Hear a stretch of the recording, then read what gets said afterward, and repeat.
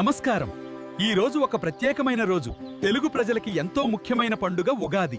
ఉగాది అంటే కొత్త సంవత్సరం ప్రారంభం. ఈ రోజు మనం ఒక ప్రత్యేకమైన వంటకం తయారు చేద్దాం. అదే ఉగాది పచ్చడి. అందులో ఉన్న 6 రుచులు మన జీవితంలోని అనుభవాలను సూచిస్తాయి. ఆ పదార్థాలను మన ప్రకృతి దగ్గర నుంచి తీసుకురందాం. మొదటిది వేప పువ్వు. దీని రుచి చేదుగా ఉంటుంది. జీవితంలో కూడా కొన్ని చేదు అనుభవాలు ఉంటాయి. అవి మనకు పాఠాలు నేర్పుతాయి. ఇది బెల్లం. ఇది తీపి రుచి. మన జీవితంలో సంతోషం, ఆనందం ఈ తీపిని సూచిస్తాయి. ఇది చింతపండు. దీని రుచి పులుపు. మన జీవితంలో కొన్ని ఆశ్చర్యాలు కూడా ఇలా అకస్మాత్తుగా వస్తాయి. ఇది మామిడి పండు. దీని రుచి కొంచెం వగరు.